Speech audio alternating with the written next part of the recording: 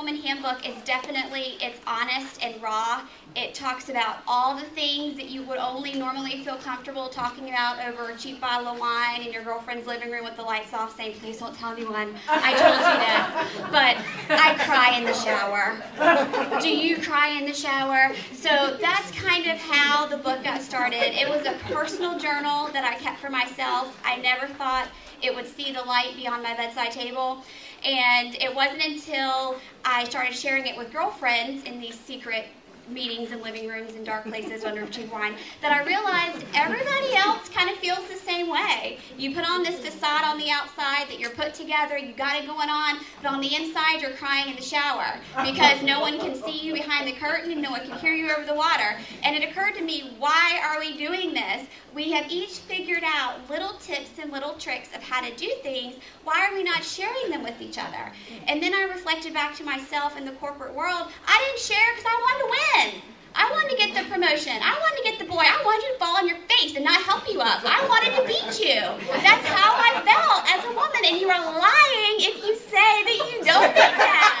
I'm serious. Your girlfriend says you're going out, you're both single. Does this look good? Oh, girl, that looks like shit. That is what you're saying because I've done it. Oh, girl, your butt does not look big. I'm getting some guys tonight. That's what you think to yourself. So I started collecting, as girlfriends would tell me tips and tricks and things, I would run home and I would write them in my journal. And it started as something for myself. I wanted to create a handbook for me to help me become the best person I could be. And again, this was stuff that I was talking about. So long story short, my journal has now become a book, and it's kind of taken legs and become this women's movement of sharing with each other things that we probably would have never shared before because we wanted to win. So today there's 6 chapters in the book, and the book is separated into 2 because it was so massive.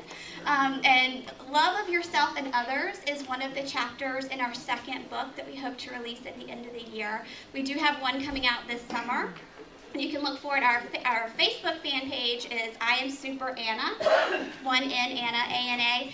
And that's because no one is perfect. That's what I like to say. You are not perfect. You will never be perfect. And if you have that as your goal, you will fail every day and you will eat a roll of Oreos because of that. So, do not try to be perfect. Define what is perfect for you. What's perfect for your situation. What's perfect in your imperfections. And I think that making that shift is what really changed for me. I listed out all of these things I want to change about myself, and then I went back through and I went, you know what, it's okay. I don't need to change that one.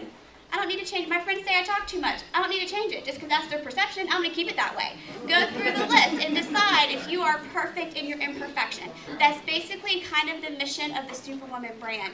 So because there is no one woman who is perfect, we created Anna, with 1 N, Anna.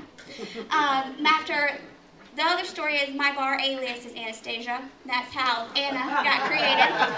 So that's how we have Anna. So Anna is perfect. Anna is the perfect wife, the perfect mother. Anna will kick your ass. She's so good. You will never be Anna. So that's why you'll see in a lot of our publications and collateral, I am Anna. That is the mission. Be your own Anna. Somewhere in yourself, find your inner Anna. I was over here at the U-Haul place here in Norfolk by Gold's Gym when we had the floods recently, and I'm in my car and I'm posting on Facebook and I'm like, I can't get home, I'm stuck, and I don't know where I'm going to go. I'm just going to camp out here in the parking lot. And one of my fans responded back. She's like, what would Anna do? I'm like, Anna would get her a horse, and she would get through the water. She would piggyback on somebody. Anna would get a 40 and sit on the curb and make good use of her time. That's what Anna would do. So, when you're in a situation, find your inner Anna. Going back to love of self, I really made our love of self and others. My mom would always tell me, you can't love anybody if you don't love yourself.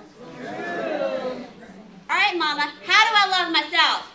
You tell me I'm not pretty, you tell me I'm overweight, you tell me I need to get a better boyfriend, how am I supposed to love myself? So, much of this journey was about learning how to love yourself, and part of that is loving your imperfections, helping each other. Part of that journey for me was I joined the gym. I realized I couldn't love a tool I hadn't worked to create.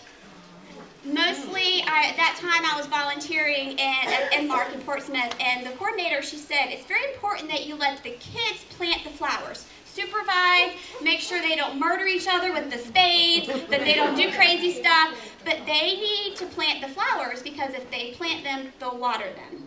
And I was like, okay, and that's what occurred to me. I could not love myself if I didn't plant myself and water myself.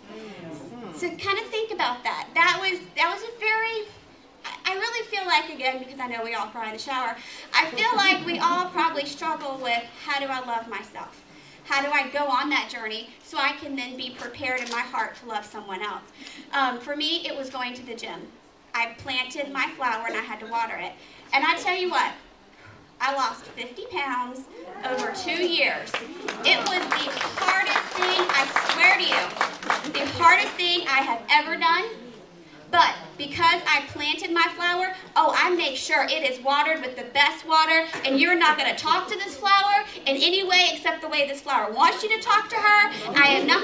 It will completely change your perception. I realized at that point what I was worth, what I deserved, what I could demand, and then I could have freak demands, and it was okay. Because I am my flower. I planted my flower. So, and there may be a different catalyst for each person that helps you go on that journey of how to love yourself. And I just share my story because that's what did it for me, was working out. And after you spend so many hours sweating and crying because your quads hurt, I'm not going to let these quads sit beside somebody who does not love them, which I do. I'm like, do you know how hard I work for them? You will love and respect them. So, but that's what worked for me. So, once you've come to the point where you can do what your mama told you to do, love yourself. Once you can love yourself, then you can love someone else. And this is where I made so many mistakes. I loved good on paper versus good for me. So I kind of warn you to make that differentiation. What's good on paper, what's good for you. And then also having the confidence and being secure that you can say to someone, yes, he may not be right on paper, but he's right for me. I love myself, he loves me. I don't care, I don't need your opinion. And I think so much as women, because we didn't have the love of self, we thus didn't have that confidence to be independent of other people's perceptions of us. And that was another huge step for me in my love of self and others' journey. Then also, I can talk myself into anything. I swear. These shoes look good, that dinner looks good, and I can talk myself, that says 80% off, not 50% off. I can talk myself into anything. That is why when you're looking for love, I coach cheerleading and I tell this to my girls all the time. When you're looking, oh my God, I see one of my minis right back there. When you're looking for someone to love outside of yourself, define that person before you go looking for them. Write down, I want someone with one blue eye, one green eye. I want a blonde hair. I want whatever. Your definition, George Clooney, whatever your definition of a perfect partner. Am I out of time? 10 minutes. 10 minutes, okay. Whatever your definition is, write it out and stick to it. Give it to a girlfriend. Hold her, make her help you hold yourself accountable. I cannot tell you how many times I have brought junk food to my neighbor and said, get this out of my house. Don't leave it here. It's the same concept. Have your girlfriends help you hold yourself accountable because you will talk yourself into anything. And once you have crafted your definition of love, hold to it. Do not waver. Do not say, he meets 8 out of 10, 9 out of 10. No. Because you will ultimately, you'll be able to satisfy what you don't like during this time period, but after so many years, you're going to break. You're going to lose it. You're going to go, I can't take it anymore. You may wear those shoes because they're pretty, but by 9 o'clock that night, you're going barefoot. It's the same thing. I swear. So you may as well decide in the dressing room those shoes pinch your toes. Just accept it. Dig my heels